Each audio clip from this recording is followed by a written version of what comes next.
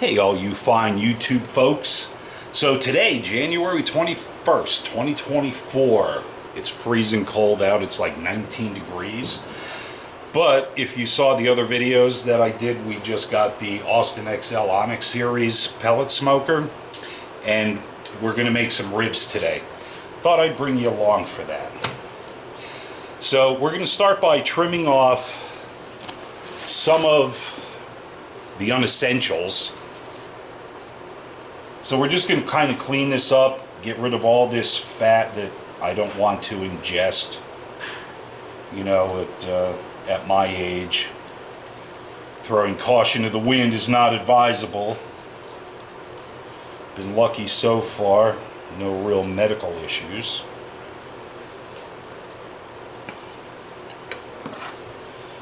And we're going to take off what doesn't have a bone in it. Feels like right about there.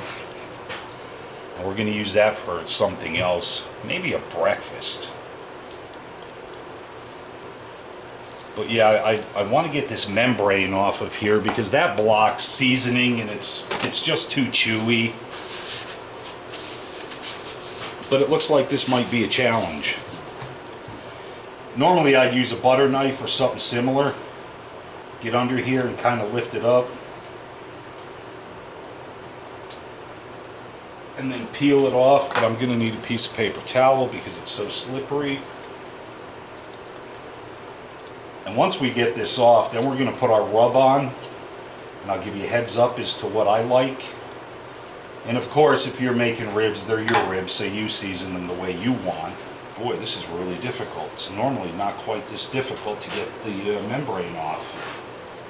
Alright, I'll tell you what I'm going to do, because this appears as though it's going to take some time, and I'm sure you don't want to watch me do this. So we'll be back in a few. Okay, so I trimmed this down. I was able to get the majority of the membrane off. So what I'm going to do is, a lot of people use mustard or olive oil or butter for a binder. Personally, I like to use my spritz for a binder.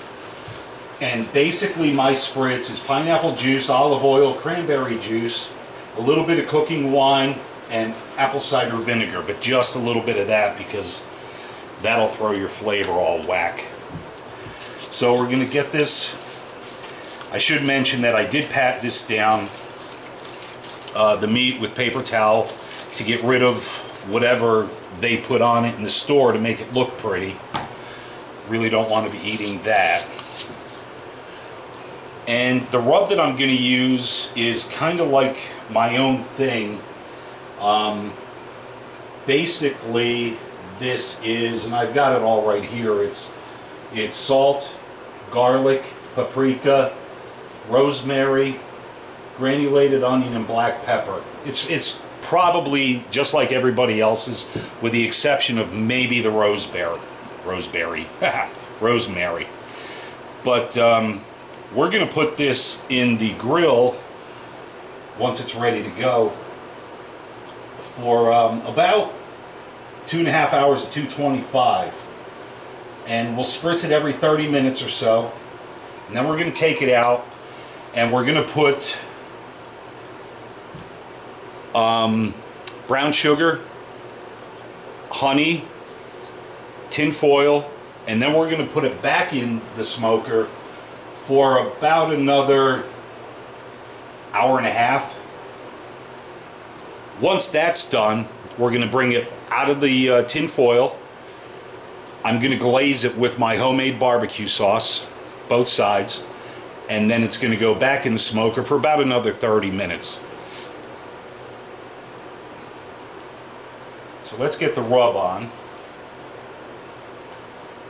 And once this rub is in place, I'm going to let this sit for about 30 minutes just to give it a chance to absorb the seasonings.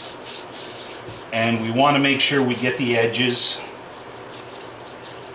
Don't leave anybody out. And I like to pat it down pretty well to start, you know, getting this stuff into the meat. Now, in my opinion, the backside isn't super important, but it does warrant, whoops, almost forgot the spritz, aka binder. But the backside, in my opinion, does warrant seasoning because it'll be a more balanced flavor throughout the entire rib.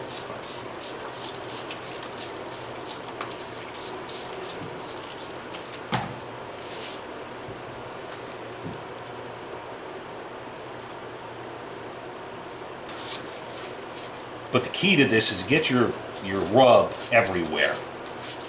So as this starts to get hot and things start to cook and melt, your seasonings get infused all over the place. I've got just a little bit left over. Normally I do a couple of tablespoons of each seasoning that I mentioned, and that's enough for a size rack this big. But I have a little left, so I'm not afraid to eat seasoning. So as a side, and honestly I don't remember if I mentioned it because I've got so much going on today, my mind is in a scramble. I'm going to make refried beans in my cast iron skillet that I just re-seasoned this morning, and corn with some butter garlic, and I might throw in a little chipotle. As a matter of fact, I know I will. I think that was the plan. Spicy garlic corn. So for now though, we're going to let this sit. I'm going to get the grill set up to 225, and then we're going to put this on the grill. And guys, we'll be back. Alright y'all, it's been in for about an hour and 15 minutes. Temperature is set at 230. It keeps bouncing between 225 and 230. But keep in mind that it's, right now I think it's 19 degrees out. So I can't fault it for that. So we're going to spritz it now. And because the olive oil is in my spritz, it kind of floats to the top. So we're going to shake this up really well. Put it on the spray mist.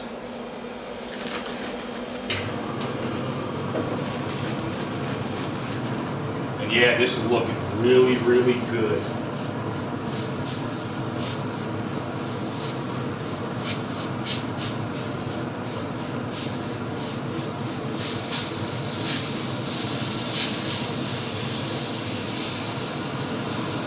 Alright, so we've got a little bit longer to go before we put it in the tin foil. Alright, so now for the refried beans. And what is in this glass bowl consists of, I got stupid with the beans, but there's 32 ounces of beans, a cup of sour cream, 4 ounces of cream cheese, 2 tablespoons of taco seasoning, quarter cup of salsa, and I wound up putting a tablespoon of chipotle in here because I living in Arizona for the period of time that I did, I really got accustomed to jalapenos and chipotle and habaneros and things like that that are spicy and hot. So I made way too much. It's not going to fit in the pan that I seasoned, but we're going to fill this pan 90% of the way. We're not going to put it on the smoker just yet. Probably the last 30 minutes of the smoke for the ribs.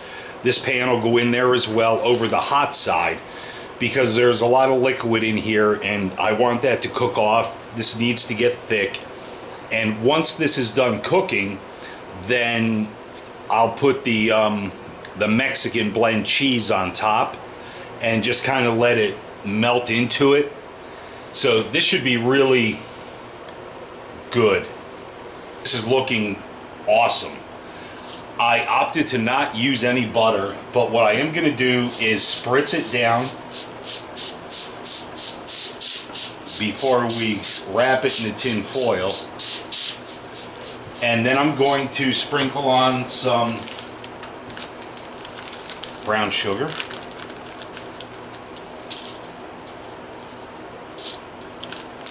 And again, the seasoning is to your taste. And I've done these so many times that I know what I like. I know what the family will eat.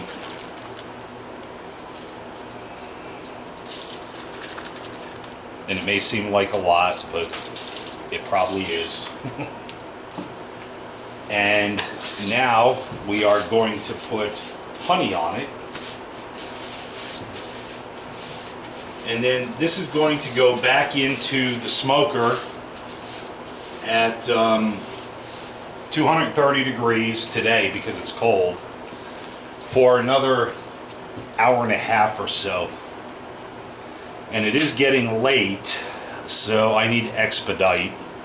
Not that I can do a My Cousin Vinny thing with, you know, magic seeds, but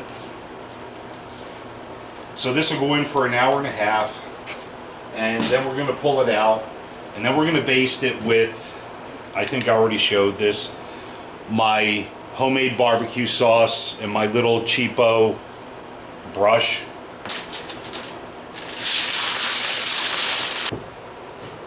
Alright guys, so it's been about an hour and 28 minutes, I believe, and now we're going to open this up and we're going to put on our barbecue sauce.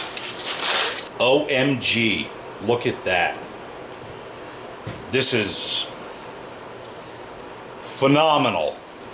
So we're going to liberally apply this to the top, the sides, and this is going to go back on the grill for 30 more minutes or so. Alright guys, so we're back in the house. So there's the final product, and again, this pellet smoker is new to me, so we're still learning it, but I can tell by the appearance and the smell and looking at the ribs themselves, this really came out well. You guys have a great night, and we'll talk soon. Take care now.